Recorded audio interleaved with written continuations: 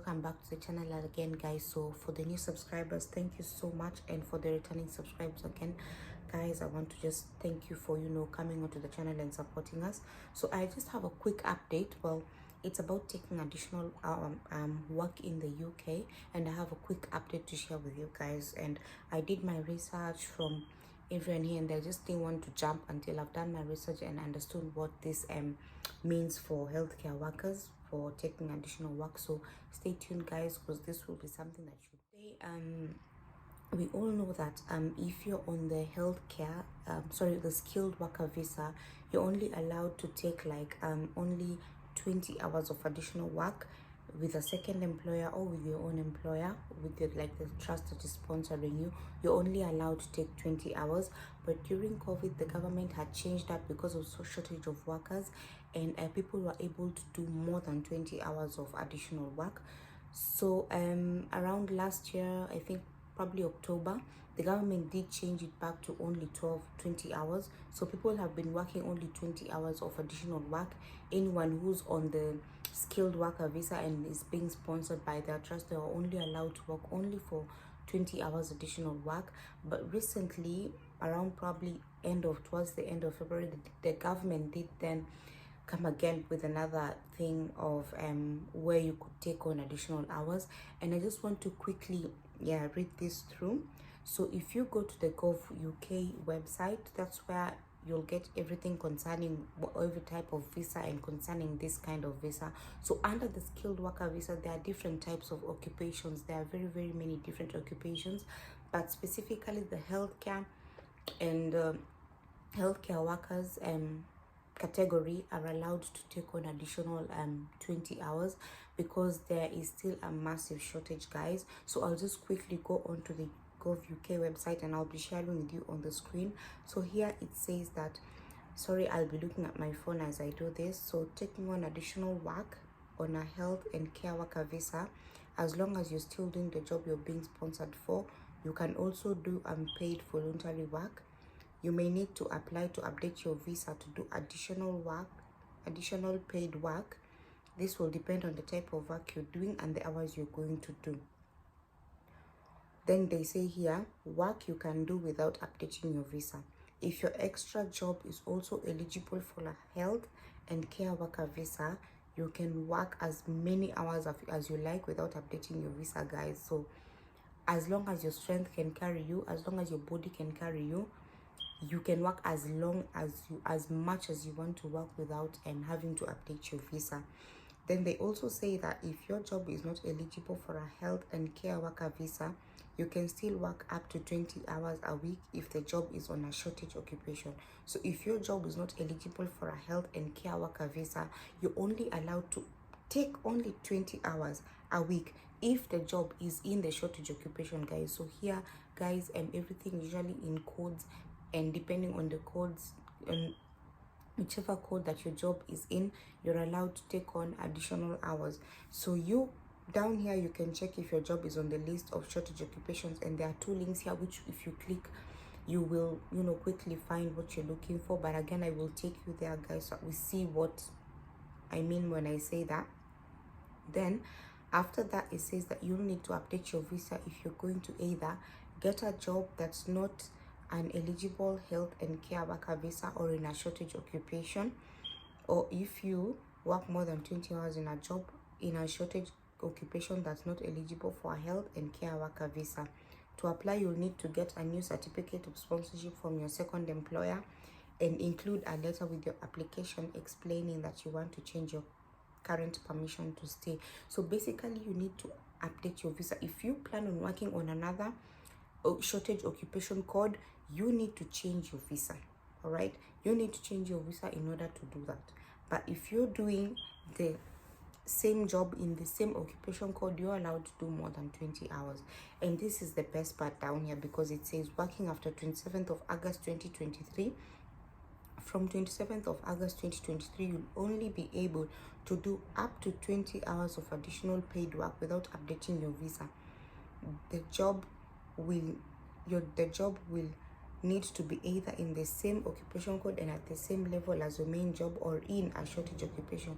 So guys, this basically says that the government has given us like a 6 months, you know, grace period of doing more than 20 hours a week, because they do understand what is happening. And I've got another quick article that I'll quickly read with you, and it says that in February 2023,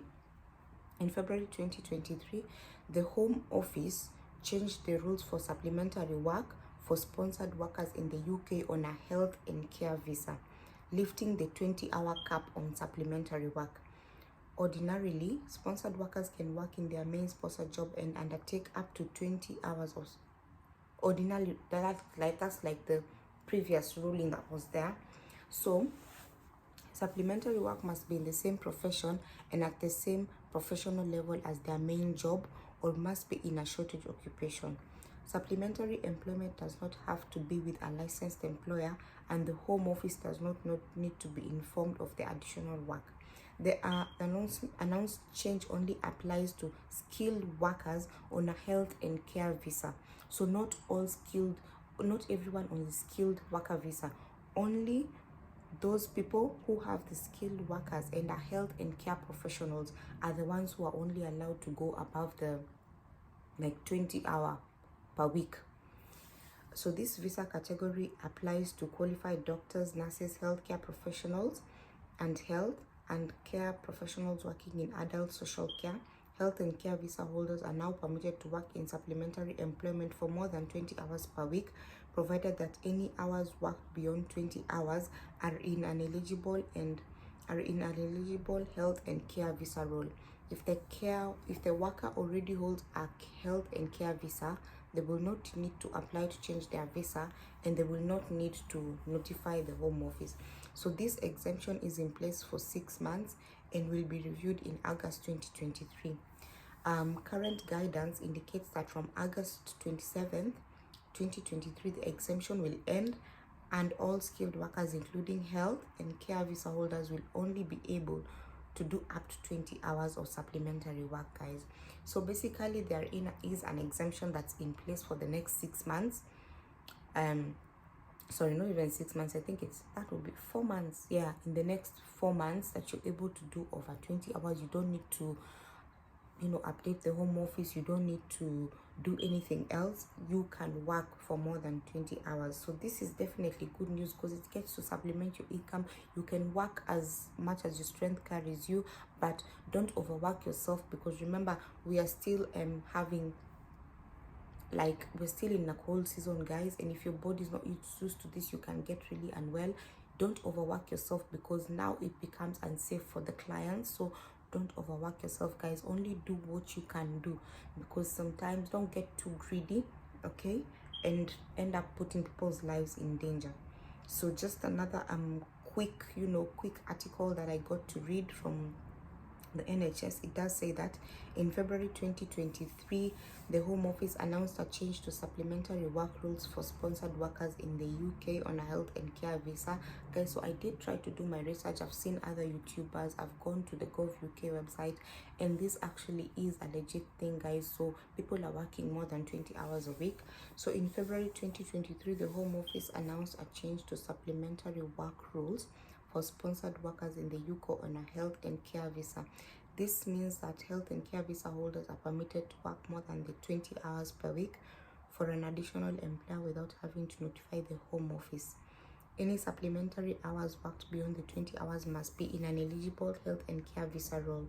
The exemption is in place for 6 months, after which the exemption will be reviewed in August/September 2023. Full guidance definitely is being found on the 𝐺𝐿 website.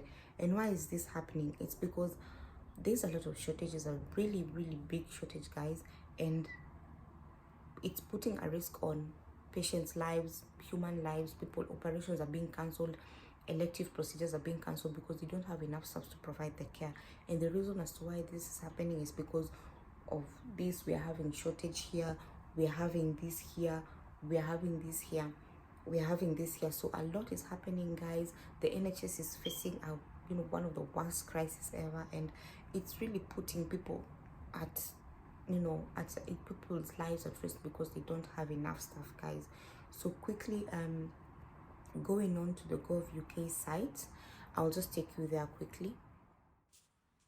So this is the 𝐷𝐿 website, guys, as I was telling you. So this is where you get all the jobs with the occupation shortage list. There are medical practitioners, psychologists, pharmacists, medical radiographers, health professionals, physiotherapists, occupational therapists, speech and language therapists, nurses. I'll skip the teaching part, but paramedics also, nursing auxiliaries and assistants, guys. So you'll find everything in the 𝐷𝐿 website. So basically, guys, so that's it for today. I hope you've learned something new.